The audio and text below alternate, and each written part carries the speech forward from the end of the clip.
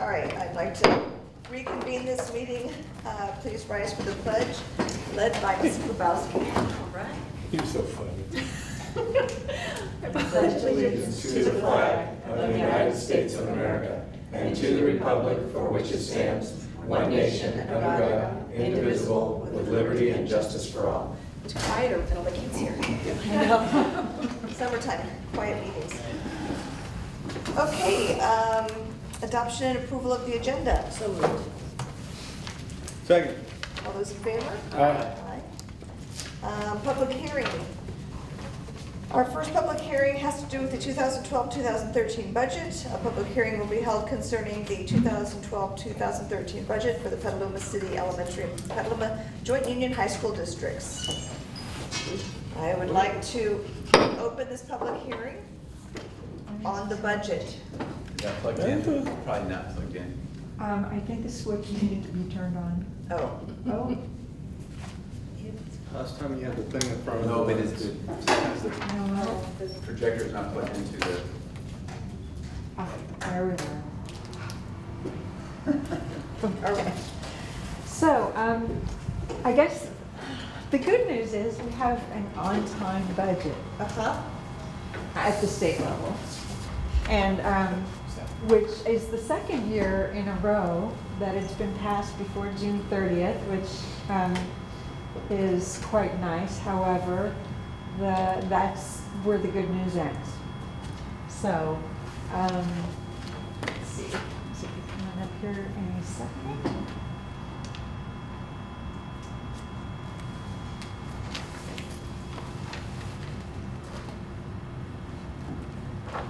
There we go. Okay. So, in the transition from what the governor proposed over to the legislature, the legislature wanted to do another shift of the redevelopment agency dollars and thereby lowering the state's liability to the school districts. And the governor said, absolutely not. So they compromised, and the legislature then, instead of having a $441 cut per ADA if the initiative fails, it'll go up to $457 per ADA. So that'll take it from 3.2 million to 3.3 million for our district, yes. So that was basically the trade-off. And that's passing the buck. If the initiative fails, districts can cut 15 days each year in 2012-13 and 2013-14. Prior to that, it was 15 days between the 2 years combined. So now, between the 2 years combined, it can be 30 days. So students can lose a month plus. Yes. 6 weeks of school. Yes. Right. So yes, and we would be ending in early May instead of the end of May. So that was one thing. And then the other big change in this budget, in terms of programmatically, the mandated costs. Well, it's pick your poison, and in French that would be poisson, which would be fish. Would be $28 per ADA and be heavily audited by the auditors. It would become an audit issue. And then they would look to see if you implemented all of those mandates, and if you didn't, they would just take back the money. So since it would be in a block grant form, it seems to be an all or nothing deal, no matter what level of implementation of the mandate that you implemented. Or you can stick with what we do now, which is we track all of our time and submit everything on a cost reimbursement model, which is incredibly painful for all involved.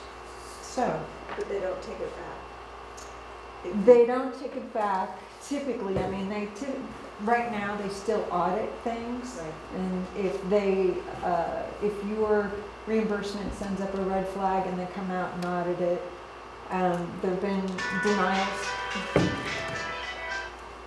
There have been denials of claims, and so that's potential to happen. Okay. And then you have to fight it. Right. Okay. So on our average daily attendance projections, This is just a quick overview. In 11-12, a net decrease of 72 ADA. In 12-13, even though we're bouncing back up from where we are in 11-12, it's not higher than our funded amount in 11-12. So that's why it looks like we're getting less, but we're actually growing. In 13-14 and then 14-15, sorry, that's a typo, we're growing by, estimating to grow by 96 in each year.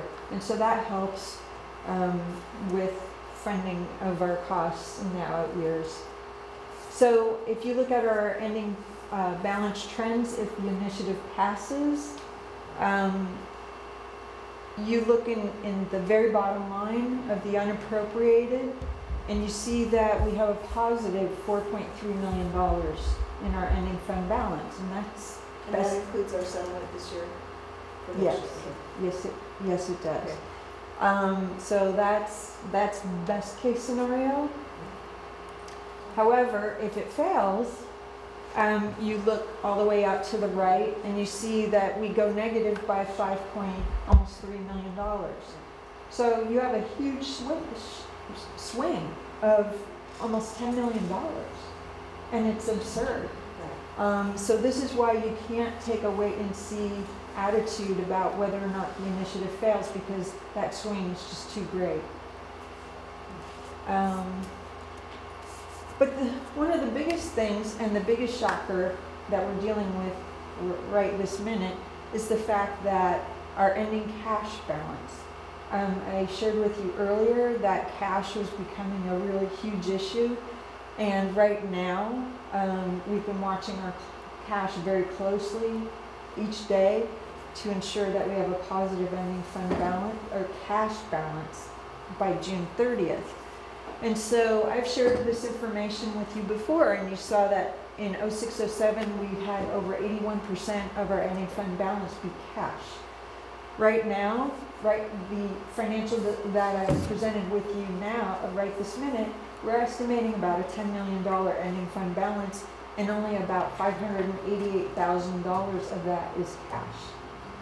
So now we're down below a 6% representation of cash to ending fund balance, and that is very troubling. So now, when you look at the fact that the governor is proposing that they pay down the deferrals instead of giving us a cost of living adjustment, it all makes sense, because what buffered us last year was the fact that we had the Ed Jobs Fund money in our ending fund balance as actual cash. So it didn't look quite as bad, but now that those funds are gone, our cash is plummeting.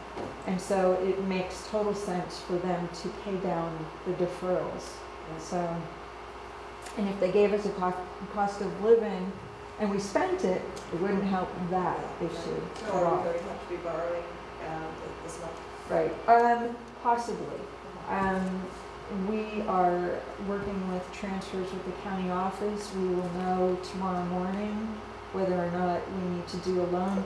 They are taking, the county Office of Education is taking to their board the possibility that we may need to borrow some money, but right now we're not thinking that we need to do that.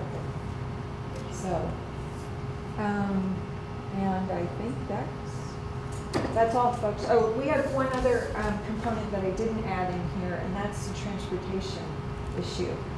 They, in this budget, the transportation dollars are not made flexible, so we have to provide home-to-school transportation. So what we're doing is working with the transportation department to have limited bus stops, and they will be on routes outside of the city limits. For example, we will do the Coast Guard, we will do probably the Lakeville area, the stops that are outside of the city limits, because the Petaluma City Transit is developing and working to create bus stops and routes in conjunction with our transportation department to backfill what we do currently, and that way we can cut back routes. In addition to all this, it no longer makes any sense to charge for transportation So we're removing that as a component of our fees. Explain it. Okay. Well, because right now, in order to receive the money, you have to spend at least what you get. And this is particularly an I'm sorry, to issue. receive what? The Federal home to funds? school Okay, so that- transportation fund, so, because it's not Well, made. we haven't had a problem spending what we get. No, but a large bulk of it is in our high school district. But we still get a component of it that is the elementary district, so we have to provide some home to school transportation in the elementary district. So for example, one of the routes that we do is the Pengrove kids. Okay, so we will need to keep that route, so we spend that money. So if we added money to it, if we take in fees, that just means we have to spend more money in order, I don't know, I know that probably sounds, We're only going to provide transportation to the extent that we receive funding. At the next meeting, we'll be bringing back the administrative regulation, eliminating the fees. And our fees have gone down from over $100,000 to less than $30,000. So people who, go ahead. When you say we have to provide transportation, Only if we want to be reimbursed. okay, so if we don't want to be reimbursed, we don't have to provide Correct. transportation. That's the other option, Okay, to now- not continue to receive the funding.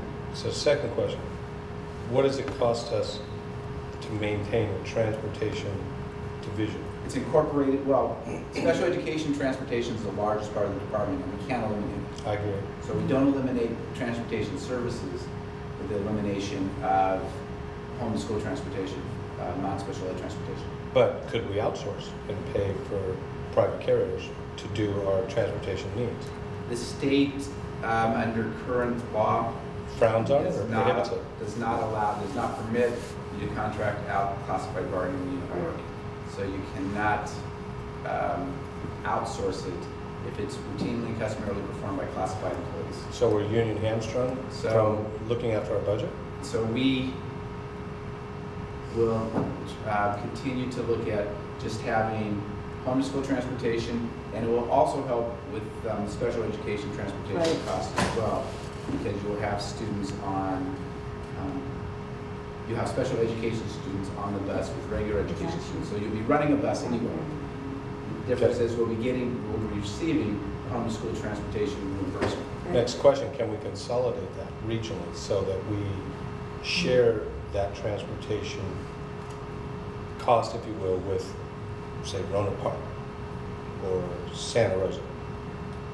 We currently provide under contract, under our transportation department and under our first student contract, all of the South County special education transportation so that they share the cost when we have students in the same area going to the same school, or at least schools in the same. And does SCO subsidize that in any way, shape, or form? And we do get special education transportation Well- reimbursement. It's a small portion of the cost, but again, it's mandated that we do it. So we are using both our own fleet plus contracting with First Student. We have one more year on the First Student contract for special education transportation services. So compare last year's encroachment to what you project this year's encroachment to right, one of the things is Steve had mentioned is that a lot of times we have special ed students on the same home to school transportation bus, and so they're kind of intermingled. So actually losing the home to school transportation dollars would actually increase our costs, because right now they kind of go hand in hand. But our encroachment and then allocating that encroachment out between home to school transportation and the special ed transportation. Let's see, I want to say it was, we had $600,000 in home to school transportation and over $1 million in special ed transportation. be. Cost last year. How much? Over $1 million? Oh, yeah. Yeah. You could almost No, pick wait, kids up in a private vehicle Yeah. and bring them to That's school. like a limo price. So I mean, these costs are, mandated, the special ed transportation costs are mandated. But don't we They're get included. federal funding for special ed? I mean, Not whether they for Nothing for special transportation. education transportation. What's that? No Nothing funding for for special Not for education transportation. transportation. From the feds. Right. We get a little bit from the Yeah. state. And that's a state or federal mandate on the It's a federal transportation? mandate, so the state's not required to reimburse us for special education transportation. And they don't pay any, but they do pay 17% of the special education costs. Right. It's supposed to be 40, right? Right. It's supposed to be. So the encroachment's gonna go up? Maybe less? It's gonna stay the same? Well, we're reducing routes to try to, but we're looking at the routes, like I said, in combining them so that they make sense as far as logistics and everything else. And the fact that we have both regular ed and special ed kids typically on the same bus, then we're able to, for lack of a better, go ahead, Steve. The plan is to have no regular education transportation in Crookston, And that is- zero. That our cost for regular education transportation will be equal to. So the administrative regulation we're going to bring forward to you for information at the next meeting is going to eliminate fees and eliminate the walking distance, because there won't be any. And it'll be just allow us to determine bus stops. And we'll determine the regular education transportation bus stops based on the special education students. Okay. And you may hear about it, but we're not required, remember, the other choice is to eliminate transportation in total. So where we're picking up, we will have, for instance, a Coast Guard stop. And one of the reasons for having a Coast Guard stop is because the kids can walk off the back of that campus and get on a shoreline bus for free and get a ride to school. And that, or lately, Coast Guard has actually been paying us for the transportation fees for the students who ride the bus, and having them go to Petaluma Junior and Petaluma High. And by providing free transportation services, we'll continue to support and have the ADA from the Coast Guard station. The other buses. a lost leader. That's right. Pretty much. It is, well, but again, but our plan is to have no regular education transportation, and by having the regular education transportation, decreasing our special education encroachment. Oh, in the big picture, that's how it's working. That's your plan. That's the potential. Yes. Okay. That's coming back next week. The administrative regulation will be coming back next meeting for, as information. Okay, if you could perhaps provide us a scenario of comparing this year to next year's plan so we can see the Yes. detail of the education, transportation Yes. portion, that would be fabulous, thank you. We could do that. Yeah, it'll be very minimal home to school, Right. and we'll share on the home to school routes how many special education students are also on those routes. Okay, great. Okay, thank you. Any other questions? Thanks, Mitch. Any comments from the public on the public hearing on our budget? I would just like to make a comment that in reviewing the budget, I want the public to know that we are receiving 77 cents on every dollar that the state owes us, and that our teachers are taking another cut in pay of 1.7%, an additional cut beyond what they've done the last few years, which is And that cut is all employees. correct, all employees, and How many work days is it? Is it three? For a certificated teacher, it's 3 work days, no decrease in per diem.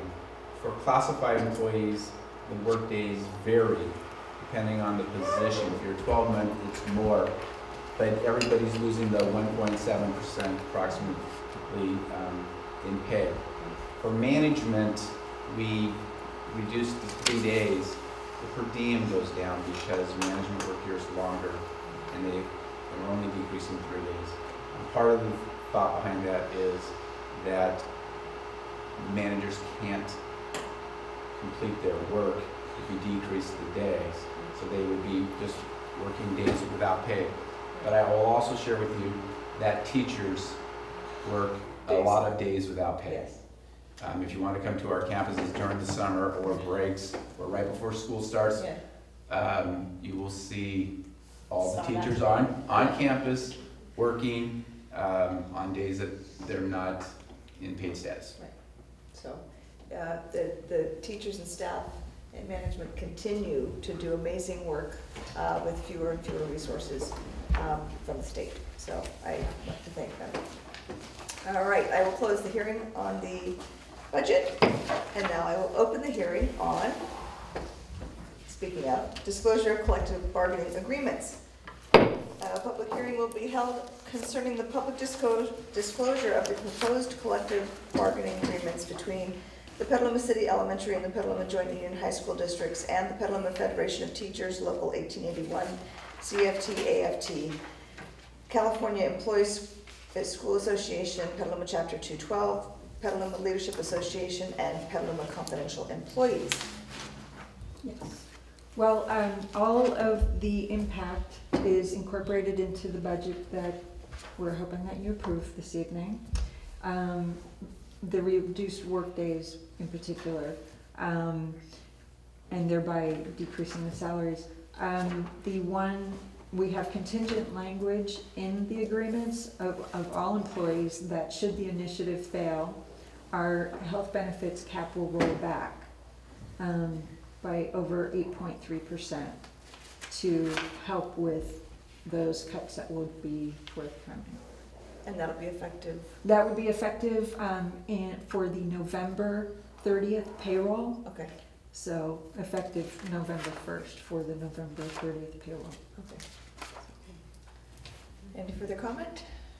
I'd like to close that public hearing. Okay. We don't have any special recognitions or presentations this month, correct? Oh, that's coming.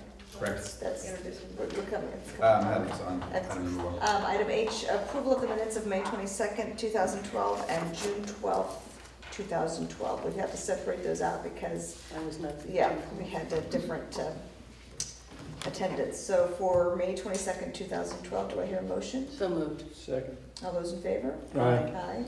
And for June 12th, the three of us over here were in attendance. So moved. Second. But Second. you can't second that. Yeah, so Mike second, Troy moved, Mike second, Troy moved, I second. All those in favor? Aye. and it's 3-0 and 2, okay? Uh-huh. Okay, comments from the public, do I have any speaker cards? No, I'm gonna skip that then. I'm gonna skip item J for a moment and come back to that, because we have under item K, our first hold item is our employment report. And the recommended motion that the employment report be approved. We missed K. Consent. Oh, you're right, sorry. I was so busy trying to introduce. Jay, did he? Okay, so item A, approval of the consent agenda by consolidated motion. Can we, I'm not sure where we are on educational services 4. We talked about that one? Yeah, you want to pull that from consent and hold that? Yep, we can. And just Which one's that? The AB 1330. Yeah. And just out of curiosity, because I'm gonna have a couple of questions based upon our other conversation we just had. Business Services 8 regarding bus service to the Boys and Girls Club.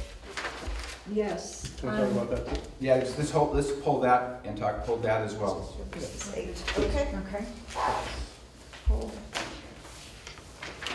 Okay, approval of the consent agenda by consolidated motion with those extra holds added out. So moved. Second. All those in favor? Aye. Aye, okay. Under Administration and Human Resources, recommended motion that the employment report be approved. Is there a motion? So moved. Second. Ron? All right. There we go. Good to see you all. It's nice to bring good news at this point, but I don't, it's too bad that I could officially introduce Matt after he just heard he got a cut and pay. What are you guys doing to me? You didn't get a vote on it. Did you sign anything yet? Yeah, new baby, we're starting to take the sign. Right, on the dotted line. Anyhow, and you've all met Matt, but I would like to officially introduce Matthew Harris as the new principal for McKinley Elementary. Matt is coming to us most recently from Mark Twain Elementary School in the Lawndale Elementary School District, where he taught a 3rd grade dual immersion class. During his teaching, he did take a break to be a law clerk for the California Teachers Association. We'll try not to hold that against him. As you already heard, actually my notes initially were a little dated. He is coming to, he's moving up to us with his wife and his now 18-month-old daughter and 3-month-old daughter. That's right. 3-week-old. 3-week-old. Oh my goodness, yes, that's right, that would be true. And is currently living. Yeah, exactly. You got the easy stuff, you got to move. My wife stays up all night. Yes, yes. I have been too. Is staying in Nevada with, where his in-laws live until he finds a place to get located. That's right. Hopefully here in Petaluma. Hopefully. And we're really excited to have you coming along. I think you're gonna bring a lot to the McKinley School and he may or may not, and yes, and our management community. He's already signed up to hire a few teachers almost before he begins. So July 9th and 10th. July 9th and 10th are the interviews, and so that's Great. Yeah, thank you very much. It's great to be here. Yeah. I've loved working with Jane all the way up until this point and everybody on the team, so it's good to be here. yeah. Thank you. She's down in San Diego. Yes, She missed yeah, that. I talked to her today. So your official date is the 1st, is that correct? That's correct. Okay, so, sorry you had to sit through the budget. I thought it was kind of, important for you to be able to hear. I'm sure you had similar. We have similar things going on down in Los Angeles County, so Yeah, so, but thank you for bringing your energy and. yes, and I'm your excited, family. very excited. We are too. Yeah. Good, thanks. So, Welcome. Thank you. we'll Thanks. Yeah, you're gonna enjoy the community. Petaluma's a great place, Yeah, not just the school district, but the greater surrounding area. You really, I think, gonna find yourself rapidly assimilating. Yeah. So it's really good. yeah, thank you. I've already got an email from the Rotary Club saying that they want to get really involved with McKinley this year, so. Great. Be careful about those Rotary clubs, they're probably just trying to pull you in as a. Yeah, I was gonna say, just sign on the dotted line. Please, what? They're setting up. We watch that. Really well. Yeah, We're all Yeah. waiting in our pizza. Now, the Rotary Club will help you. They'll be a good partner. Yeah, yes, great. yeah, they've been very active there, so. All Great, right, thank you you. very much. Thank Thanks you. for coming. Thanks. Oh, yeah, we do have to vote on that, so all those in favor? Aye.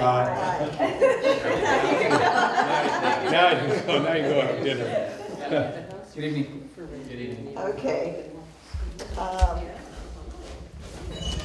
Okay, I'm gonna go back to item J, important activities and correspondence, school board members.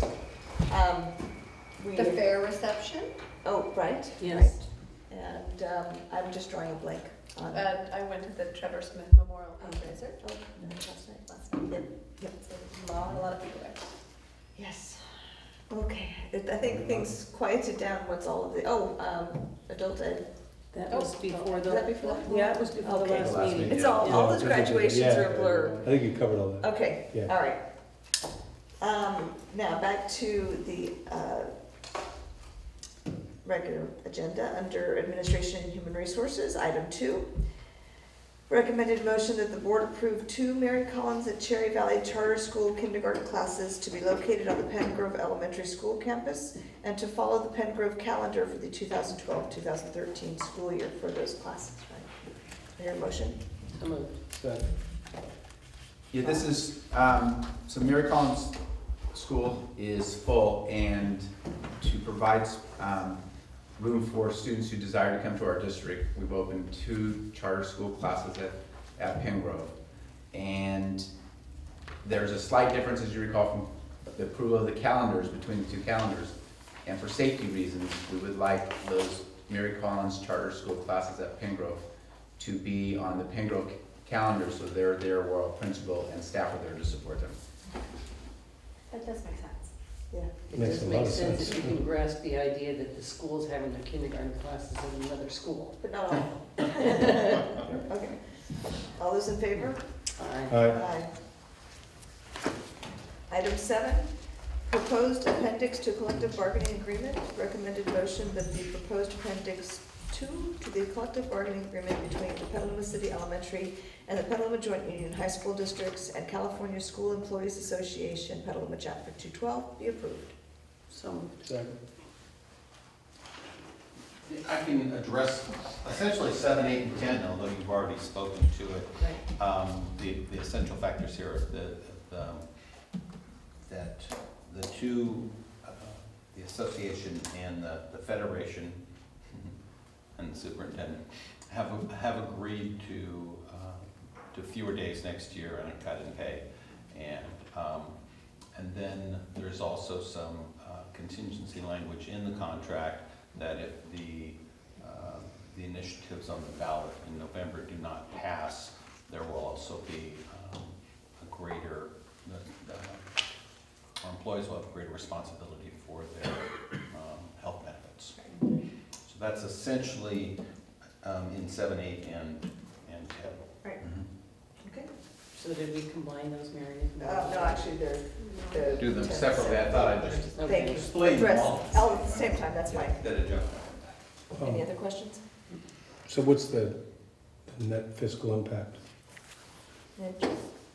On the, I mean, we're eating up days, we're giving up days, right, but we're also taking a 1.6, 1.7% reduction. right, right. So what's the delta between this year and last year? I mean, It's didn't in you have the, it? it's in here. It's in the fiscal, It's on the summary here. not on that particular item summary, it's in the It's on the, summary of the. this one. Oh, yeah, it's right in the budget as well. It's in the budget. What page is that on? It's right before that hard pink one. Net out the difference maybe, No, this is, it's just gonna, yeah, 'cause we have different ADA. No, but it's gonna be on the prior years, so the highest number. Right, yeah. Maybe. Did you recall the, I know, I'm sorry. I remember There's too seeing many it in numbers all in of my, these, in my brain. Because it shows, That's okay, I can go How through this much? again, I'll It's- find it. it shows like how much is a 1% change, you know, they always have that in here. And I don't remember what that number is. Yeah. Well, I can do the 1%, I was just wondering if with any other financial concessions, just what Right. the gross difference was. And then the second thing is there any thought to, we're very reactive right now in kind of trailing the state. Is there any thought of getting together with our employee bargaining units and trying to get out ahead of it, so to speak, so we're not constantly, I guess for lack of a better description, although I know it's real, is nickel and diming it? And Steve? a couple things. One is, by settling with them, we are getting out in front of it compared to a lot of districts where the bargaining is not coming to the table until later. The fiscal impacts are located on page 88, the board agenda for each of the bargaining units. So we have, with CFT, we're saving $487,455. With CSEA, we're saving $168,990. And with Management Confidential, we're saving $72,741 with the percent in cuts. And then that does not include the health and welfare if the initiative fails, where Mitch spoke to that. It's over $400,000 in the first year and over $600,000 for a full year implementation thereafter for the reduction in the cap. But, you know, we are out in front of it in comparison to most other districts. There's very few districts that have settled, and at least we know where we stand. And initiative failing or passing obviously makes a huge difference relative to our fiscal well-being as a district and education's fiscal well-being in the state. But with the initiative passing, we'll be in a place where we can look at adding days back and addressing issues with any new monies and increases in ADA in the future. Will we be able to do it this coming school year? We're not looking to do it this year. We're saying we'll stay pat in the current year and be able to add back days. And if you don't maintain those cuts for the current year, you know, then you're just not gonna be able to add back as many days in the future. Plus the risk of adding back days. I think Santa Rosa did that this, They played with their days. and, you know, their attendance was, It is, yeah. One of the Just the things to ones that keep is in mind. gone, it's I know. Well, but that's, if the initiative does not pass, next year we're gonna have to get out in front, and there's gonna be more horrible cuts to have to be made. The one thing that, as you saw in Midge's thing, if the initiative fails, we're able to cut the 12-13 year by 15, and we're not doing that. So the year after, we will have to look at a reduction in days because class sizes are already increasing. The one thing that's not noted on here is the fact that the agreement also included class size increase. Class size increase of 1, 4 through 12. And now a high school teacher in our district could have up to 165 student contacts. Up from 150 is what we had been prior to the implementation of the recession. And at 165, that would be compared to the average of other states of less than 120 student contacts. That's how out of line we are, and the fact that we have the highest class sizes. Highest class sizes in the nation. And elementary school is the same thing. So we're going 4 through 6, we're going up 1. We've gone up from 27 to 28, now we're going to 29. We've gone class size reduction from 20 to 1 since the mid-90s to 22, and now we're going to 24 to 1. And, you know, in reality, we're deficit spending significantly still. Right. So the state's not even affording the class sizes that we've increased to.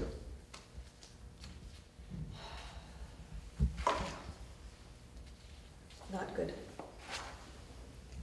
Just like trying to get in front of the merry-go-round. Yeah, I suppose, but But I mean, just- the issue is, I mean, if you try to do things after the fact, for one thing, you would be negotiating a negative to employees. So at some point during the course of the year when you settled, everybody would take a substantial decrease in pay for that month. Right. To pay the overpayment back if you decrease the, and then you'd be decreasing the calendar after the fact. Right. no, psychologically, I know it's tough, when you can't, it's tough to administer as well, but it just seems like it's so, We're less reactive than the vast majority of districts. okay. Because I'll bet for the current year, less than 10% of the districts have settled for the 12-13 fiscal year. Okay, I was just thinking about employees and stuff, just some stability, you know, because it seems like we do this every year. Right. I know we're kind of compelled to, but if there's just a way we could give them stability, even if it's like, well, you're not gonna get any cost of living increases for this period of time, but we've built in stability, you know, so we don't have to keep looking at And I this. think, and I And we build in agree. contingencies on contingencies. But the problem is that every year we're trying to reduce the budget the least amount possible. So we could have 3 years ago said, you know what, we don't see this economy turning around. We need to build in, you know, so that you know that this is what you can count on. And had, you know, built in deeper cuts earlier on. We could have done that. But I think that with the budget committee and all that, everybody worked really hard to cut. As little as And we As cut, little as possible, but we actually but- cut more prospectively than other districts. Exactly, Yeah. so. That we do look 3 years out and try to make cuts. Right. We're not doing that based on the initiative failing at this time. Right. Because in reality, the only way you can get there is in a significant reduction of days. Right. Because you can't, I mean, you can't have, you know, 40 in a class No.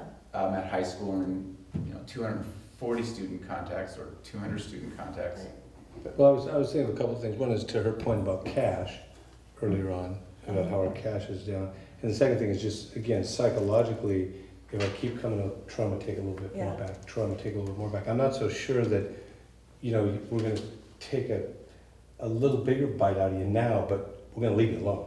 But that's what, You know, but just- that's what our intent has been, is to take a little bigger bite now. The problem is, the fiscal reality is considerably worse than we ever imagined. Last year at this time, we softened that approach with the Federation and the Federation's proposal to, we are in a recovery, and it looked good in May, and it looked good in June when the budget was adopted. They built in $4 billion extra because things looked good. In July, it tanked, and that $4 billion was almost known in July that it wasn't going to materialize during the course of the year. In December, they said, well, in reality, only 2.2 of the 4 billion is not going to materialize. So education, since you're going to take the hit over 2, you're going to take a hit. And of that $4 billion that they built in, less than 4 billion of it materialized. And that if they had stuck with their original budget without the addition of 4 billion, they would have still been slightly overstated in regards to how much state revenues they received in 11-12. So I mean, right now, it's hard to address November. Yeah. And know what the voters are going to do in November. And a $457 per pupil cut, that is going to be the largest one-time cut that we've taken yet. So you're talking about a state that is woefully underfunding education. The state is in crisis. And then proposing Right. to It's a cut it desperate. even more.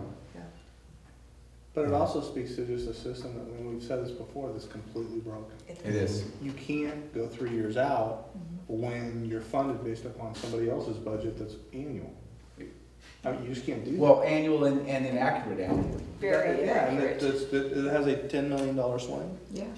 I mean, our piece of it's gonna have a $10 million swing, which is, help me on the air math, about a 20% swing on our budget.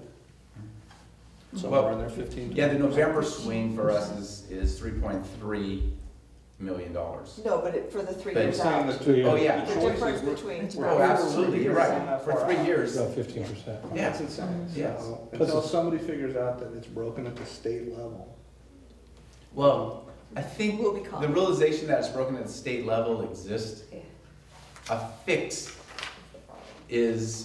hasn't been, It's not even on. it hasn't, well, it's been looked at by, California First and some other groups out there that are looking to how to fix it. They want the state to have to do a 3-year budget. But even if the state did a 3-year budget, if you throw $4 billion in that doesn't materialize, and then you carry that through for 3 years, you're No, they've $12 already- billion, you're $12 billion out. They've The, already state deficit. mastered how to manipulate a 1-year budget. They would be like, pros at manipulating a 3-year budget, so there's no point. Well, the capriciousness of waiting for voters to do stuff, and you don't know what the body electorate's gonna do, and it seems like we're always kind of linchpinned on that, Right. like, what are they gonna do, what are they gonna do? And, I mean, I get it, I think you've done a good job, and I think our unions have done a good Right. job accepting the Oh, fact yeah, that they've been we gotta phenomenal. build in these contingencies, because no choices, I mean, you can't really forecast out too far. Right. And but it's just difficult, I mean, I kind of really feel for the whole lot Well, the of it. legislators, Right. last year at this time, remember, the issue was that the governor was going to get the votes from the legislators. Right. And all he needed was 2 Republican votes in the Assembly and 2 in the Senate. And he would put a measure before the voters that didn't have to go before the voters. They could have, with 2/3 vote of the legislators, did the same thing they did under the Schwarzenegger administration and implemented the temporary taxes. Right. But his campaign promise was that it was gonna go to the voters. And he was confident that he would get the 2 votes. Never materialized, ended up with the trigger. And then the trigger was only partially pulled. In reality, with better forecasting, it would have been fully implemented, and we would have taken significant cuts last January. So, how do you build a budget with the uncertainties? The one thing that this board has maintained, and there's boards in this county that haven't maintained the 3% reserve for economic uncertainties, which is totally low. Aren't we there? Well, We're getting there. Aren't we at the But we thought we were there 2 years the ago. whole thing It is, just- yeah, people spend the money thinking, saying, people spend the money saying, well, these are uncertain times, so let's spend the economic reserve. No, I know, I'm just, But the issue is, and what we've always counseled the board is that why would you spend that reserve for economic uncertainties when these are the most economically uncertain times that we've ever been in? 3% is not near enough. Well, We're looking at 10% going. Not only that, if we spent it down, we would be negative in cash. And so Can't be there. you can't Can't be do it there. on that basis. Well, and we know that's not enough to cover the swing if the initiative fails. Yeah, not even close. So, Okay. Yeah, it's a little more than You half. have to tap into the Tennyson Trust Fund, I can see it. Thanks, Mike. yeah. Okay, well, that was for item 7. All those in favor? Aye. Item 8, proposed collective bargaining agreement, recommended motion that the July 1st, 2012 through June 30th, 2015 proposed master contract between the Petaluma City Elementary and Petaluma Joint Union High School Districts and the Petaluma Federation of Teachers, Local 1881 CFT-AFT, be approved. So moved. Second. And we've discussed this, I think, at length, so any further comments about this particular? Nope. All those in favor? Aye. Aye.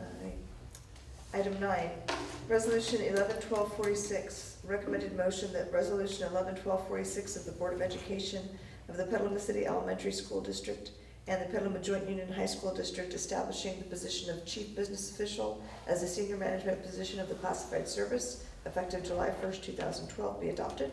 So moved. Second.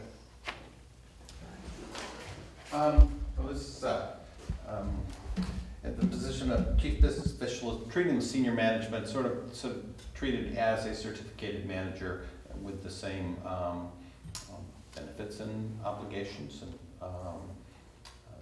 so that set up their vacation and their times the same way as certificated management. Okay. Any questions? All those in favor? Aye. Item 10, superintendent's contract, recommended motion that the board approve an addendum to the superintendent's contract, reducing the workdays from 215 to 212, reducing the salary by 1.69%, and changing technology support to include laptop computer instead of a Palm Pilot, effective July 1st, 2012. So moved. Second. Sorry, I was asleep there. Did you beat me? Okay, I'm sorry. Anybody wish to ask questions or discuss? I want to know why Steve's still using the Palm Pilot. That's what everybody asked me. I got out of the meeting. We insist he joined the 21st century. It's hard to dig that up. So does. Palm Pilot, they don't even make them anymore, do they? Okay, good. Like in a historical museum. Okay. That's it? That's it, That's all I have for that? How many gigs in the laptop, Steve? How many gigs? Haven't shopped for one yet. Okay. All those in favor? Aye. Aye. Okay, under business services, we're holding item 8. Agreement renewal authorization, recommended motion that the board authorize the agreement with the Petaluma Boys and Girls Clubs of Marin and Southern Sonoma Counties for transportation services from Grant Elementary School and McNair Elementary School to the Lucchese Park Club to participate in their after-school program. So moved. Second. All right. So as we shared with you earlier, we have, we're trying to cut back on our transportation, and this was a component of it. And there was an anonymous donor who stepped forward to keep this part of the service going between the schools and the program. Wow. So So it's a is very this for generous. just this year? Is that for just this year? For 12-13? Uh-huh. As far as I know, at this point, yes. Okay. Okay, and the contract mirrors the donation, so Yes. we're not in a 5-year contract with a 1-year donation. No. Okay. I'll It's a one-year contract. Okay. Okay, Yeah. okay, I just wanted to Great. make sure. Okay. Okay. All those in favor? Aye. Item 13, Resolution 11-1247, recommended motion that Resolution 11-1247 of the Board of Education of the Petaluma City Elementary and Joint Union High School Districts authorizing transfers between balances and expenditures at the close of the year per Education Code 42601 be adopted. So moved. Great. This is a standard resolution that you approve every year. It allows us to close the books. Thank you. All those in favor? Aye. Item 14, Resolution 11-1248, recommended motion that Resolution 11-1248 of the Board of Education of the Petaluma City Elementary and Joint Union High School Districts of Sonoma County, State of California, requesting fund transfer under Article 16, Section 6 of the state constitution be adopted. So moved. Second. Great. This is, in previous years, we had gone out for a tax revenue anticipation note, and there's a substantial cost associated with that. And so in lieu of doing that, we will borrow funds from the county treasurer if need be. And so this is what this resolution does. Okay. All those in favor? Aye. Aye. Item 15, the 2012-2013 budget. Recommended motion that the 2012-2013 budget for the combined Petaluma City Elementary and Joint Union High School Districts be adopted. So moved. Second. Already shared. Any further questions? All those in favor? Aye. Item 16, disclosure of collective bargaining agreement. Recommended motion that the board approve the proposed disclosure of collective bargaining agreements between the Petaluma City Elementary and Petaluma Joint Union High School Districts and the Petaluma Federation of Teachers, Local 1881, CFT, AFT, California School Employees Association, that didn't read right, Petaluma Chapter 212, Petaluma Leadership Association, and the Petaluma Confidential Employees. So moved. Second. As discussed earlier, the 1.69% reduction in salaries across the board for all employees. Okay. That's what this relates to. All those in favor? Aye. Under Educational Services, item 4 is a hold item. It's the second reading for board policy, amended board policy, recommending motion that the board approve the second reading of the following amended board policy, BP 6146.1, high school graduation requirements. So moved. Second. So my question is this it looked to be the exact same policy? Yes, we have, the recommended motion has not changed. The one thing that we have done research is to verify that most of our CTE classes can be changed to A through G electives. And this will address some of their concerns about not having, the engineer students and the architectural students going through their program. This will give those students who are college-bound an opportunity to take the CTE electives. It will take us a year to get those classes approved by UC and Cal State. I had the same concern that was on again. I felt like, what happened, was their resolution, was approved? And I talked to Jane today. One of the things that I'm concerned with is she made mention that the teacher can choose if they want their course to be A through G. But we'll support them. And we will encourage and support them to get them A through G.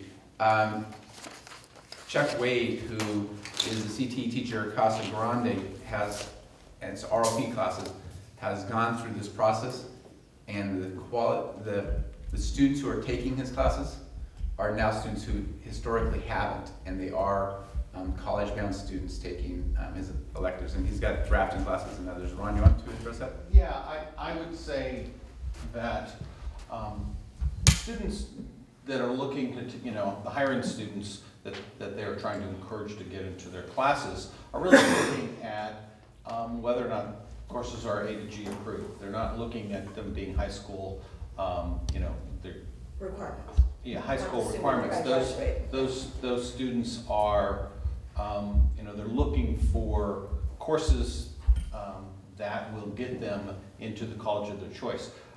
It's been a number of years. The UC system has actually a website that you can go to and look up the courses that you're offering, and they will give you examples of courses that have already been approved for A through G. And so I would say that at this time, all of the courses in the art and foreign language that we have for high school graduation requirements are at this time all A to G approved. And so to increase that by, to have non-A to G approved courses in there would actually be taking a step backwards. And we really, although it says it's college preparedness, I would say the A to G is really college and career ready. It's giving students the skills that they need to be successful after they've left high school. And so I think that we need to encourage and work with and support our CTE teachers to get college approval for their courses, and therefore bring in a different, to bring in students who are interested in that, and also it'll increase the rigor by looking at courses that are being offered that are rigorous enough for A to G approval. I think that it would be important to, as this process goes forward, to perhaps set up some sort of tracking system. I would like to be able to see what the enrollment changes once the courses, look at, okay, how many courses could get approved this in 1 year, and then what is the enrollment impact by having them A to G. I think it's important to increase options for kids at all of the levels, especially if we're going to be going to college and career, as opposed to or career, based on the new changing standards.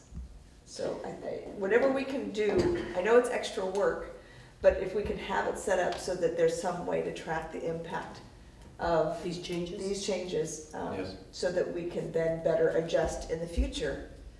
I think Troy, it's my understanding that we still don't have the support of the folks that were here at the last 3 meetings to discuss it. That they still want it to be adopted without the A through G. And I think one of the arguments is that it's an expectation that there will be more rigor, that some students who maybe want to take those classes to fulfill a certain career option are kids that can't take the rigor of an A through G course. You follow? Mm-hmm. And I just don't know if that's a good message to say, that since you probably can't reach this bar, we're going to go ahead and set one lower. And so I think that's kind of swayed me to think that the A through G amendment is probably okay, as long as we really do encourage these teachers to get some more of these CTE courses A through G approved. But what are your thoughts? And I think Well, I'm struggling we're because, struggling with the same issues. big time, because, well,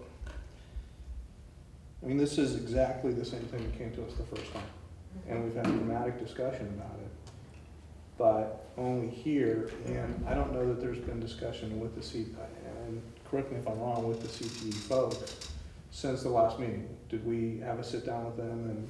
There has been discussions with the CTE teachers through Perkins and the like. They're represented in that group, but I'm not certain that the two teachers. I don't know about where Dan stands, because I think he's on the Perkins committee.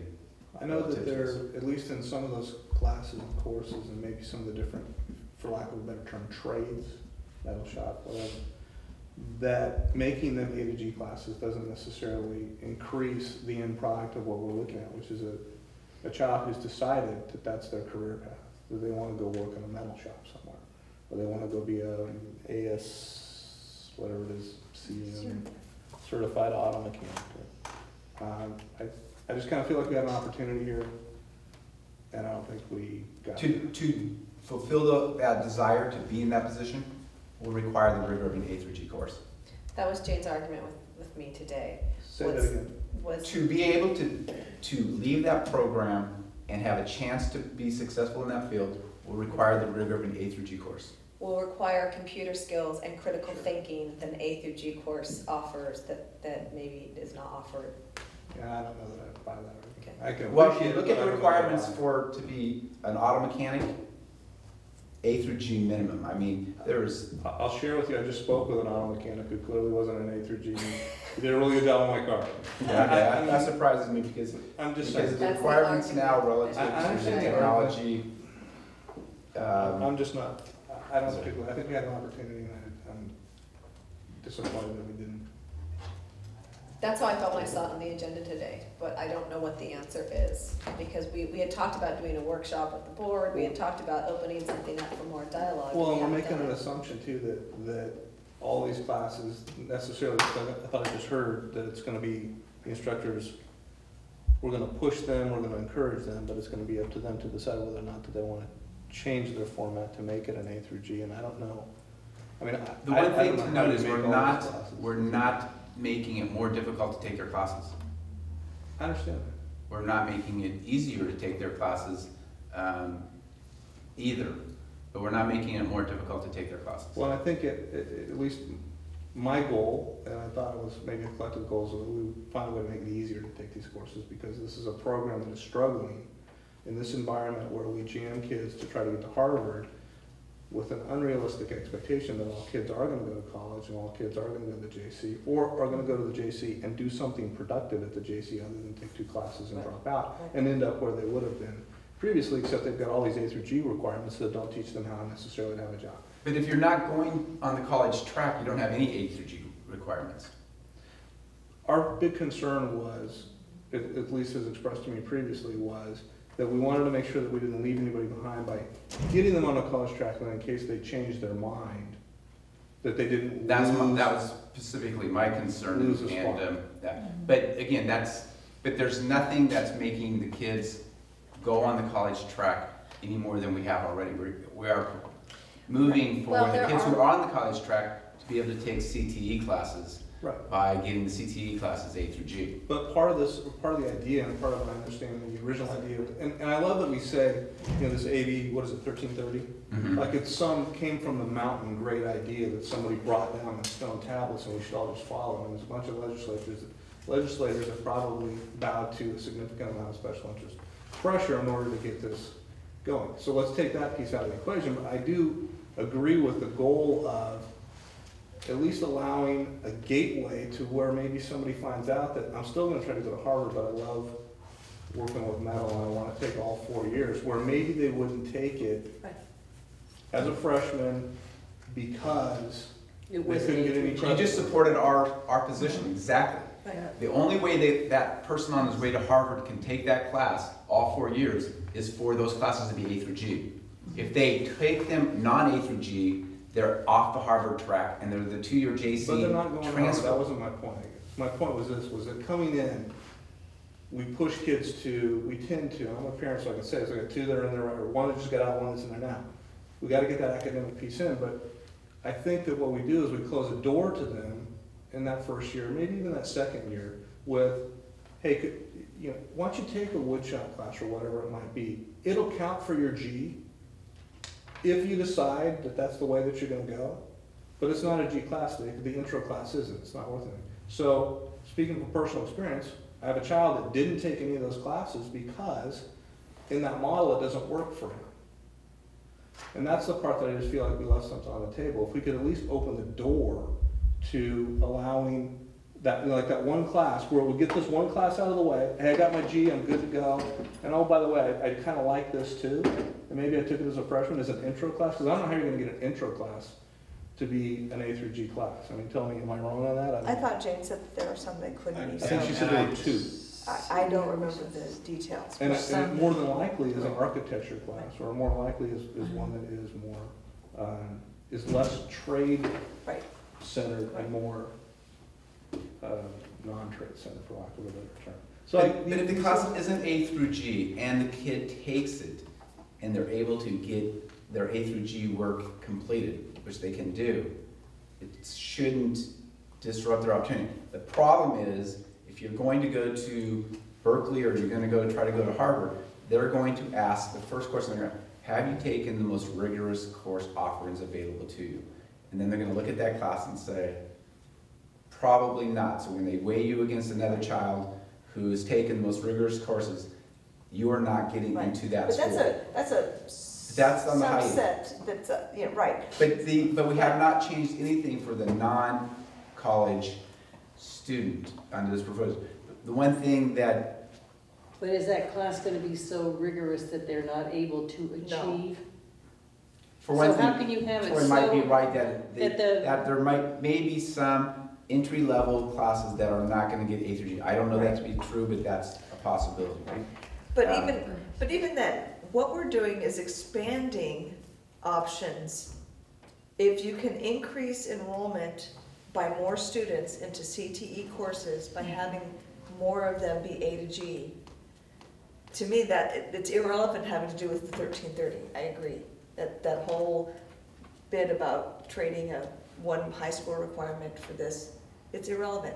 Do we want to increase enrollment in CTE courses? I think we should. And if changing this one thing encourages more students to take CTE courses who wouldn't otherwise, to me, it's a positive change for the schools and for the students. I think all we're disagreeing on is the level of positive. Right, right, Because I'm not saying this is not necessarily good, this Right. is good, it's Right. better than nothing. right, What I'm saying is it's not necessarily everything it could be. right. But what I'm arguing is what they want, what a couple of the teachers had argued was that all of the CTE, regardless of A to G, should be allowed as a high school requirement. That's just one thing for a high school requirement. And I don't see that impact as being as strong as encouraging and supporting the A to G portion of it, because that will get more students in. But why can't you do it concurrently?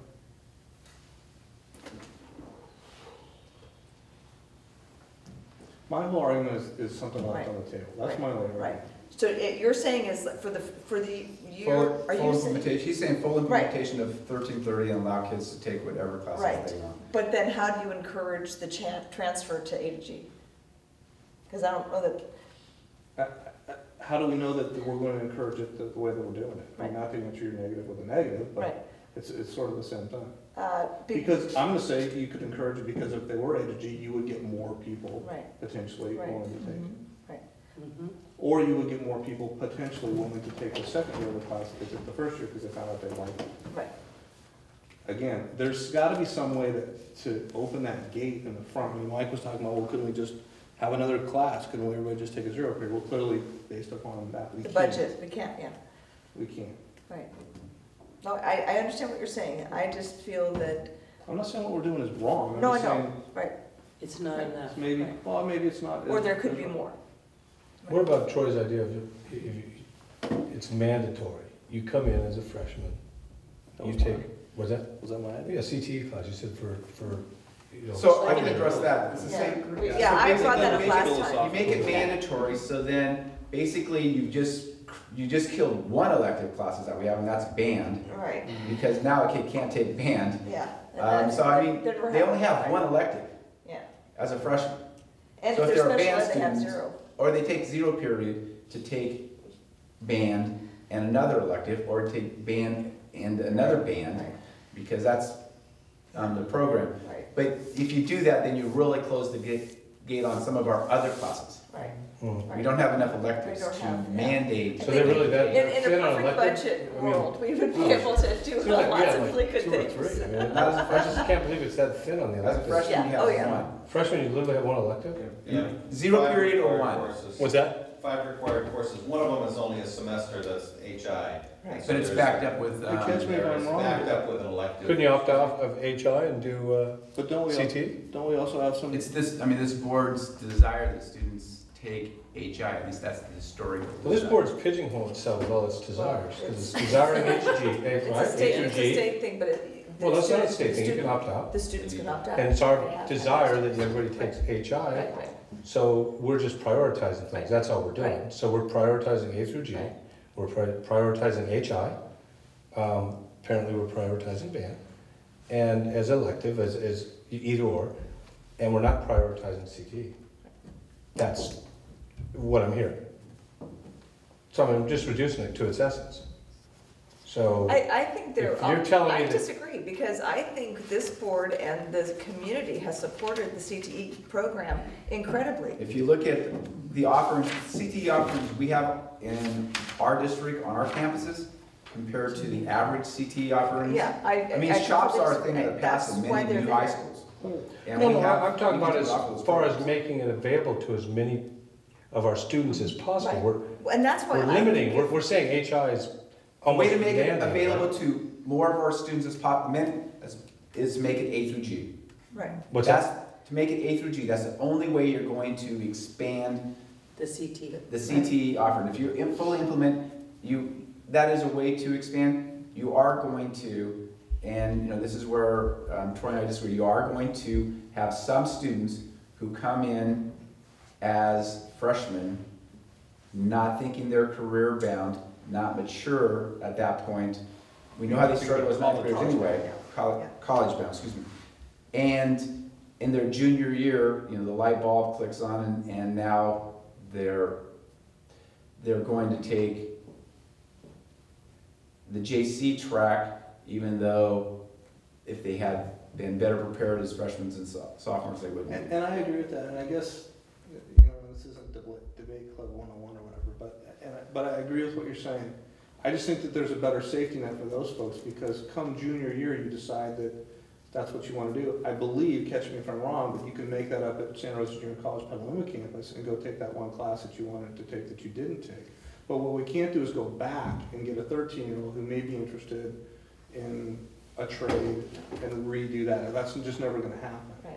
So, and then we've had that discussion just about, counseling, personal responsibility, decide what you want, the parents are involved. Right. And there there's needs no to be a, good you answer know, here, but- right, and there needs to be, all of the competing elements of electives have to fight for these kids. You've got. That's cool, the- what's going on? You got band, you got the wildlife, you've got, culinary, you've got all over. Well, it's good to have choices, don't It's get me wrong. fabulous but- to have choices. Yeah, the more and- choices, the better. And our schools have a lot of good choices. But the element that we're discussing has to do with whether or not trading out a high school requirement that the state currently requires, the foreign language or performing arts, visual and performing Not that arts. the state, the UCs are requiring that, not, No, this is the high school graduation. okay, I've done it in high school too. And expanding that requirement to include a CTE course that is A to G, my feeling is that's an expansion of opportunity for students and could, and I would hope, increase the enrollment in the CTE courses. That's how I see it. Okay. I mean, it's not perfect, not even No. close. But again, it does provide the opportunity to take that intro level class, and it's not A through G, and if they like it, to come back and take the next level and take care of their visual and performing arts. I understand, I'm just not So sure. they never have to again, take a that's visual and what- performing arts Right, I don't know class. either. I'm just And not that's sure why I think gonna if we happen. did this, we have to have some sort of a. Well, I do tracking think that will mechanism. happen for a student who's not college bound.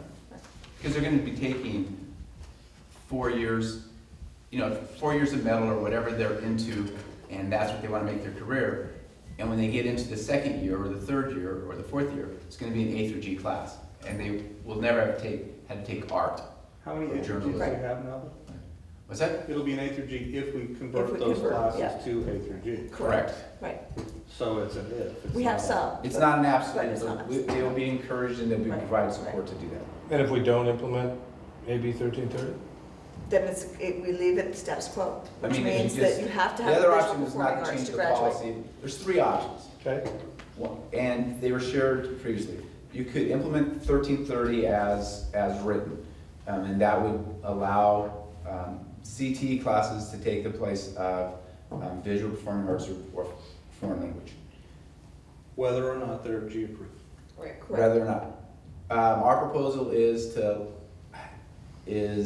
the middle ground, which is to allow CTE classes that are A through G electives to take the place of visual performing arts or foreign language.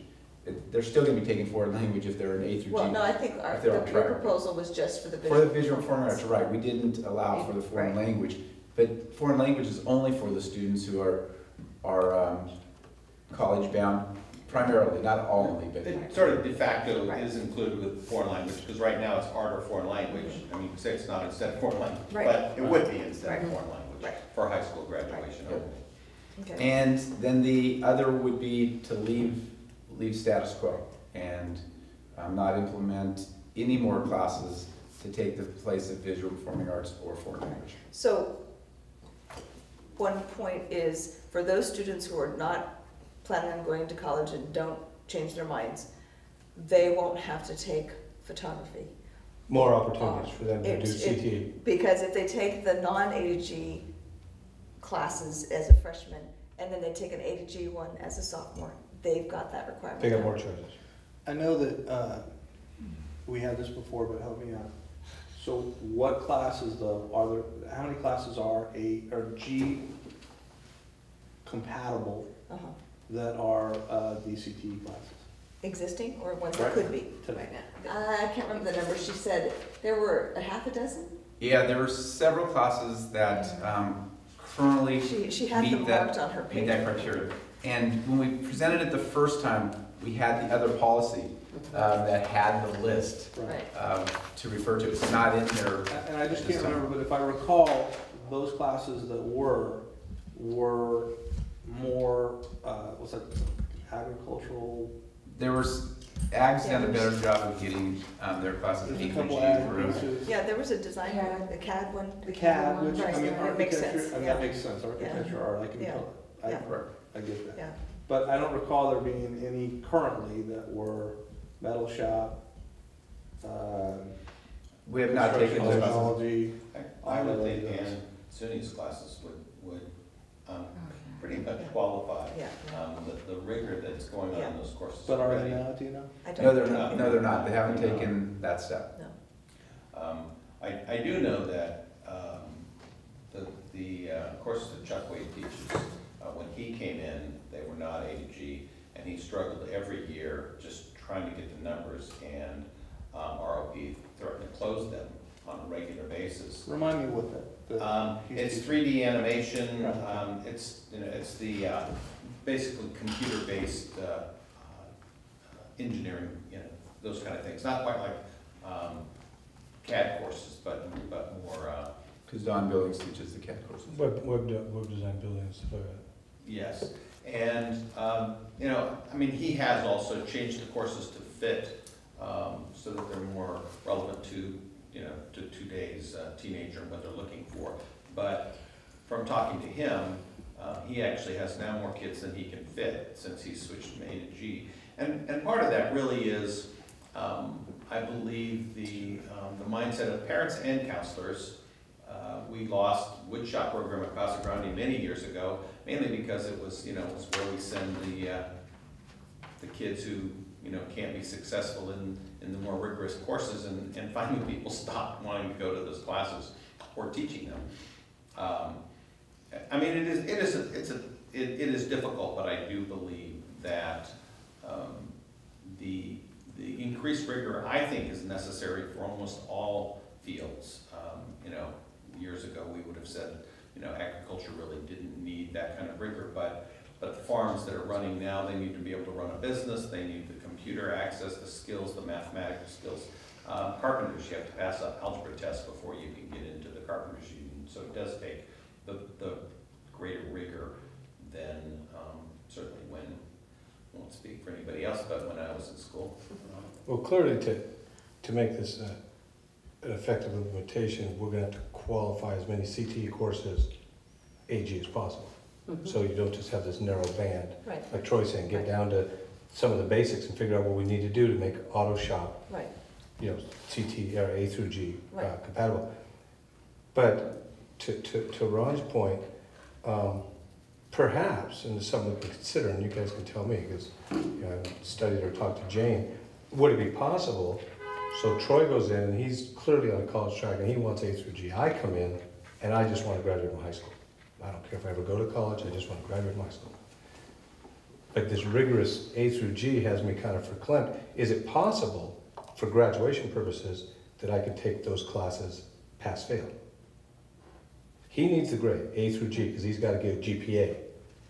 I don't know that you'd want that, because. Well, I'm just talking about kids that aren't necessarily on the college Right, track, but so it's- that we don't discourage kids, it goes to whoever said, But I we'll know make them. That was my question. Too I don't rigorous. want to make the Too class so rigorous. Is it- rigorous that there's Is somebody it possible that- to get these kids where they just think pass-fail? Right. which is a little bit easier, I think, on kids, and it's not gonna be that much different on a teacher. I just know Troy made an election early on, he wants to be graded on AG.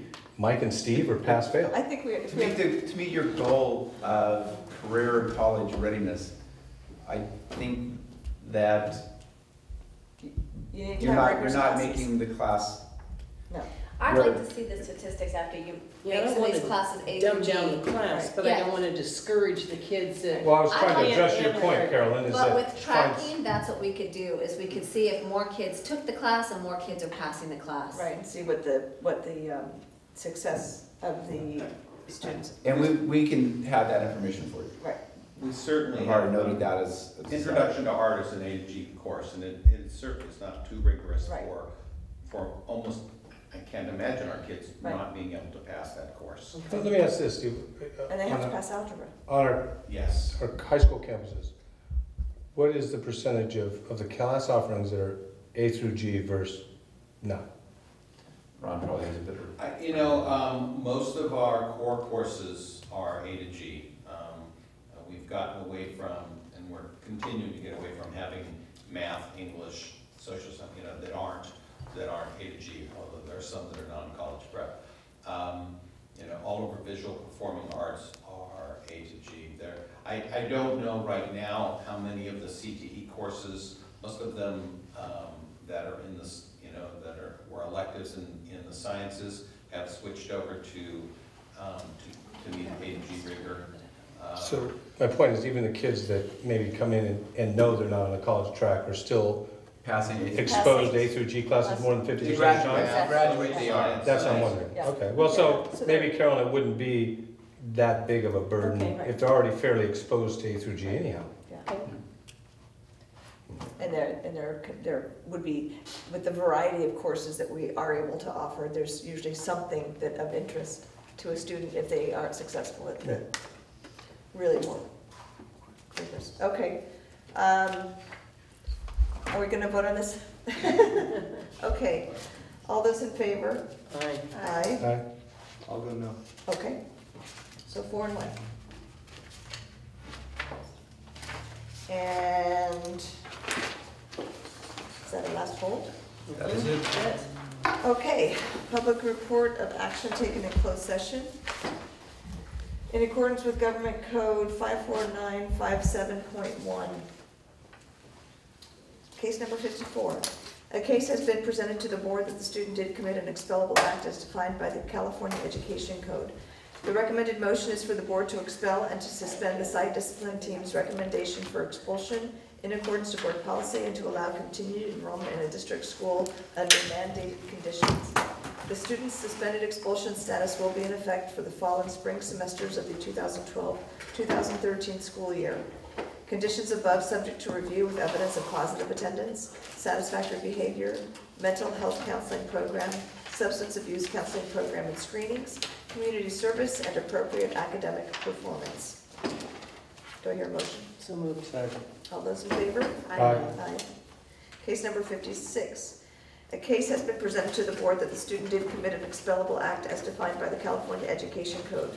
The recommended motion is for the board to expel and to suspend the site discipline team's recommendation for expulsion in accordance to board policy and to allow continued enrollment in a district school under mandated conditions. The student's suspended expulsion status will be in effect for the fall and spring semesters of the 2012-2013 school year. Conditions above subject to review with evidence of positive attendance, satisfactory behavior, substance abuse counseling program and screenings, community service, and appropriate academic performance. So moved. Second. All those in favor? Aye. Aye. Future business, calendar of activities for board members' consideration and agenda items for our next meeting, which will be held here at 6 p.m. on July 24th. What do we have? We will have a food service report Yes.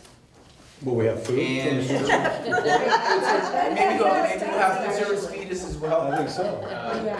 An assistant principal and principal will also be coming forward. Yes. For, Introduced. Assistant principal Pengrove. Petaluma High and principal Right. for Pengrove. Great. And I think there was something else, but I'm drawing a blank, so. Okay, so we will adjourn this meeting for signing of papers of a routine nature. Everybody has to sign this one.